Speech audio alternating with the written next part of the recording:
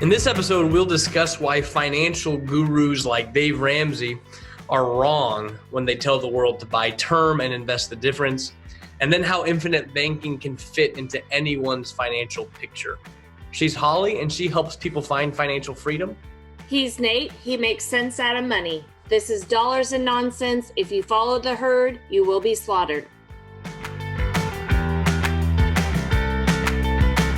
All right, well, we've probably spoken about this before on this podcast, but it seems like it's been years, and it still kind of comes up in conversations. This whole, if this infinite banking thing is so good, why do people like Dave Ramsey or Susie Orman or some of these other financial gurus, self-proclaimed gurus, why do they push back on whole life insurance and say it's a terrible thing? And a lot of times it's just based on a bad premise, misunderstandings, or just pure ignorance, or just pure stupidity. I don't know. They're so far from the truth most of the time. And today, Holly and I are going to dive in and tell you guys the way we see it and really why most of them are just flat out wrong about, their advice in this area.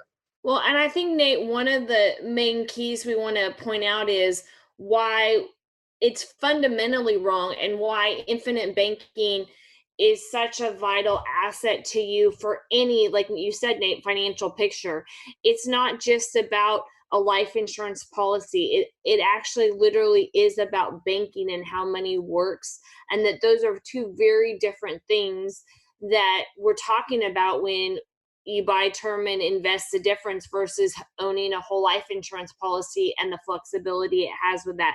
And I think the biggest thing that Dave Ramsey and Susie Orman share is motivate most of the time out of fear versus actually out of a knowledge or understanding of which one is actually better for me and how can it work for me versus you got to just go do this because that's your only option. Exactly right. And I guess there's a few points we want to make. It seems like there's about three main points, and so we'll just kind of dive into those. There's probably a whole bunch more that we can make, but we're just going to stick with the three.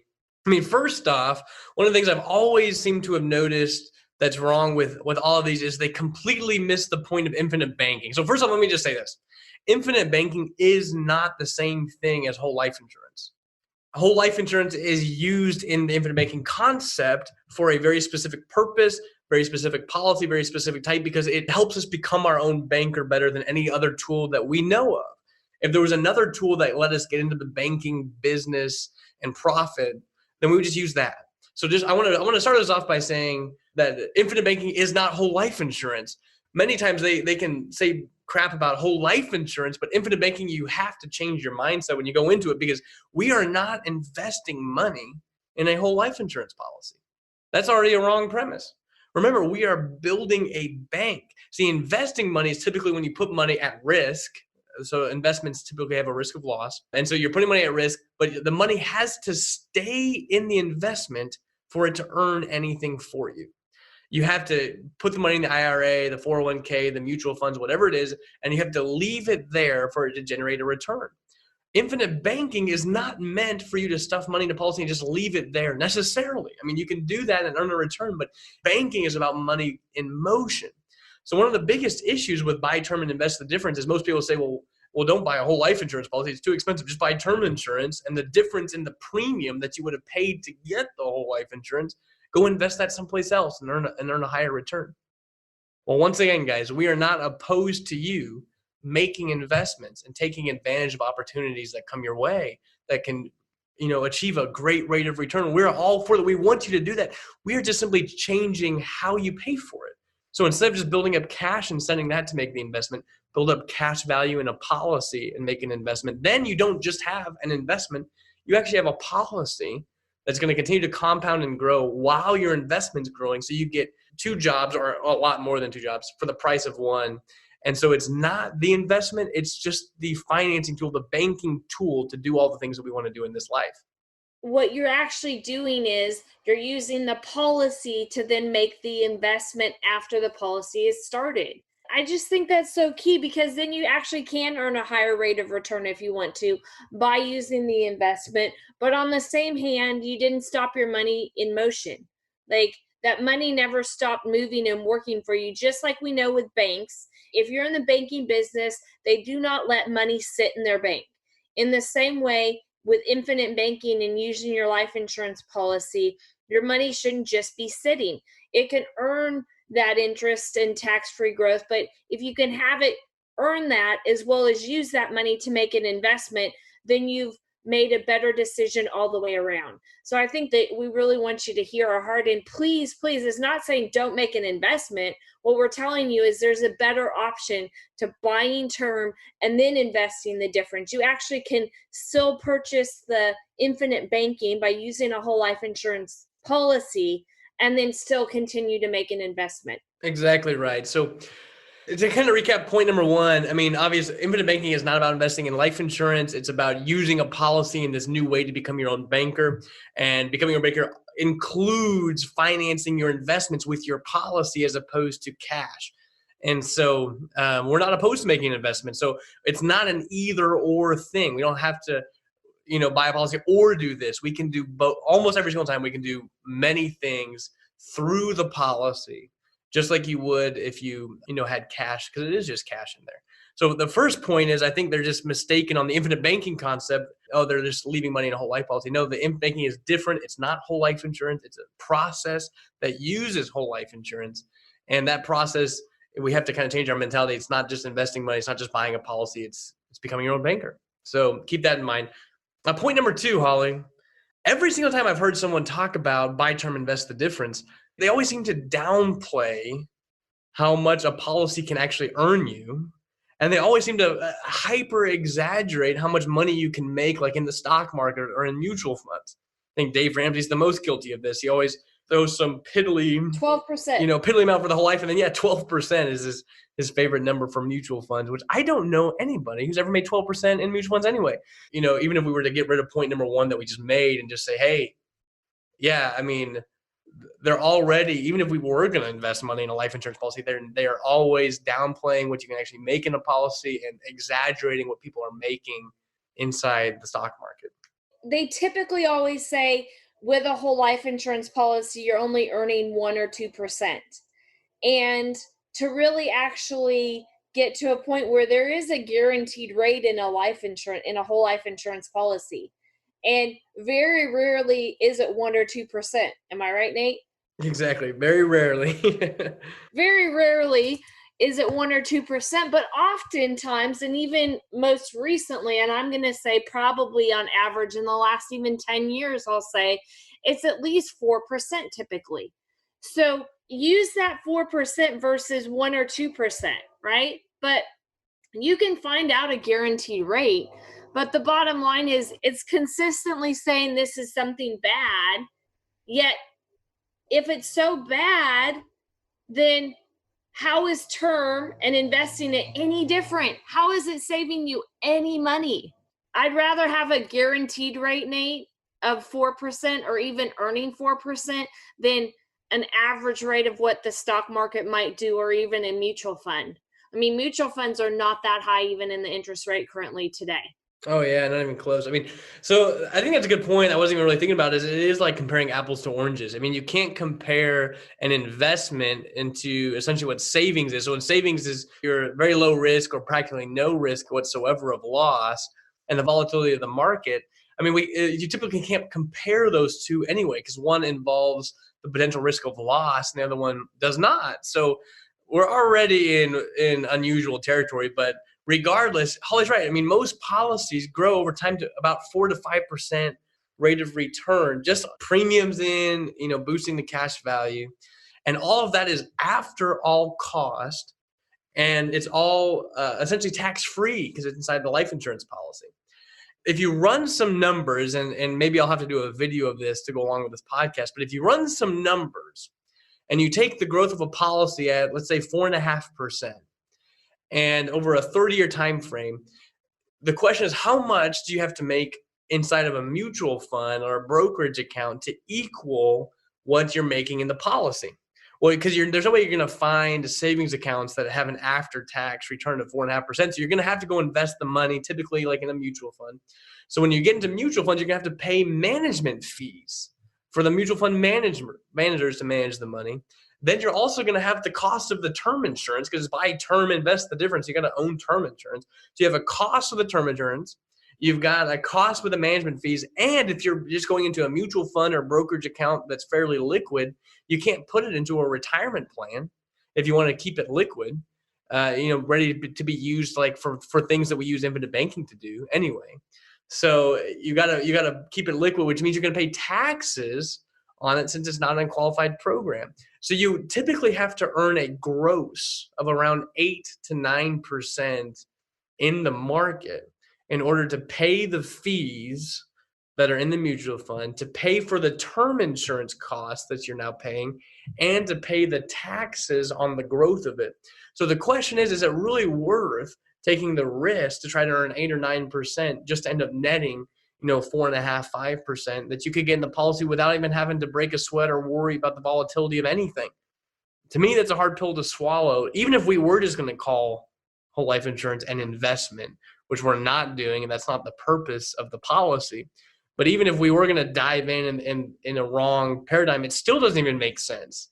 They only can make sense out of it if they glorify the return to the stock market and very much reduce, what people can actually get inside of a policy. Have you ever wondered how to stop worrying and just make and keep more of your money? We believe in challenging the status quo. We believe in defying conventional wealth tools while maintaining traditional values. After all, most of those conventional tools only ever seem to make someone else on the inner circle rich. You can become debt-free, in control, secure, and achieve financial significance. Private family financing can be used in your life and even your business. Let us help set you free from worry. Visit livingwealth.com/freedom to receive your free copy of the Tree of Wealth. You'll learn about the tools banks themselves use and rarely speak about openly. These are the strategies used to launch Disney, JCPenney's, and countless successful families. For more than 46 years, Living Wealth has focused on treating clients with respect and honesty while helping them achieve financial freedom. Learn how to turn your hard work into significance. Visit livingwealth.com/freedom to instantly receive your free copy of the Tree of Wealth. You'll be enabled to have cash today and in the future. It's more than mere infinite banking. It's private family financing. Don't let banks and Wall Street dictate your financial future. Go to livingwealth.com/freedom to instantly receive your free copy of the Tree of Wealth. Now, back to Nate and Holly. You never hear them talking about the fees. You never hear them talking about the cost of the term insurance and what that looks like. All you hear is the promotion of buy term, invest the difference. And yet they don't explain the overall costs of that, or I even say the stress to an extent of having to figure out a set investment that's going to yield you that 8 or 9% to just make sure you can cover the other costs associated in there and keep that money liquid. Like, I just don't understand why we don't ask more questions. And yet I also know why they never explain it. You can pull 12% out, but show us something that is that, or actually talk exactly about the specifics, comparing it. Like Nate being willing to do a video means we actually can show you why an infinite banking whole life insurance policy is better 100% simply by looking at the numbers and calculating that out, versus like you never see that. All you hear is buy term, invest the difference. And most of us consistently, do we want to do that? Yes, we might buy a 30-year term policy, but most of the time, Nate, don't we just buy 10-year or 15-year and then we got to do it all over again? Yeah, that's the normal way. And then we're older, so then we have to spend more money to buy another term policy to increase our costs to just do that. And the problem is when the buy term invest the difference plan actually goes awry, it's much more problematic than just doing the policy in the first place. Because as you mentioned, normally we buy a term, and if we don't invest the difference like we should, and we just have the term policy and we don't do a very good job, becoming self-sufficient and self-insured, whatever that means, becoming independently wealthy on the side of the term insurance, then the term is going to run out. And you very well could be uninsurable at that point, and you could leave your family hanging, or you could be, health could be a problem and just kind of hard to get a policy, or you just won't have enough money built up to be self-insured, or enough, cash flow to buy a big enough policy at that point to be able to actually fund what the family would really need if you were to pass away. So there's actually a lot more danger, I think, in buy term invest the difference if it doesn't work out, or if you're a bad steward of your own money. And so Holly even mentioned that. I mean, yeah, if you were to buy term and invest the difference, you'd probably be okay. I don't think you'd be better. As we've always said, it's completely missing the point. We could talk about that all day. But even if you were to do it, okay.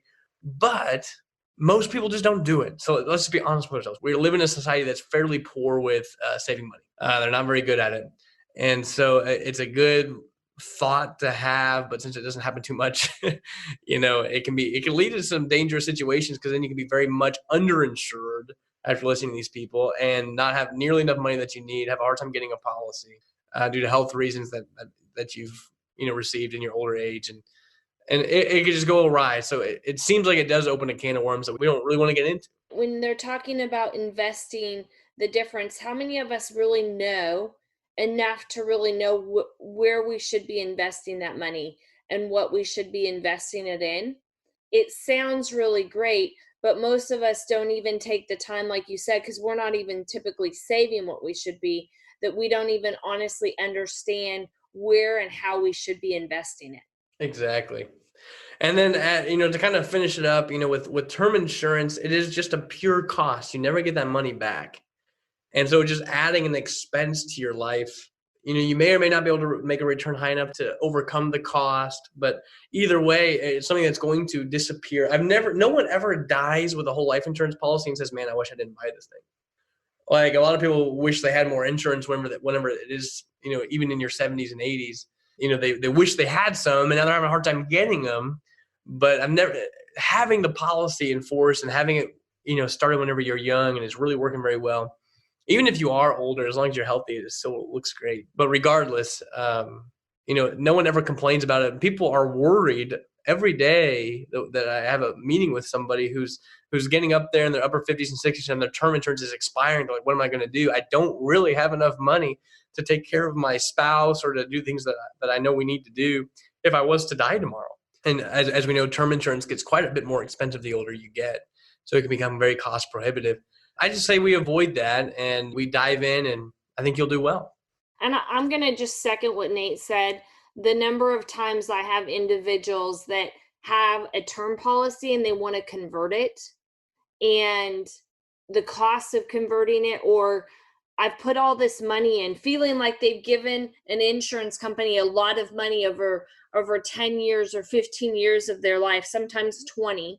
I haven't seen a 30-year term in a while, but I saw a 20-year that the individual was just like, I've given so much money, I have nothing to show for it. And it's going to expire. And what do I do?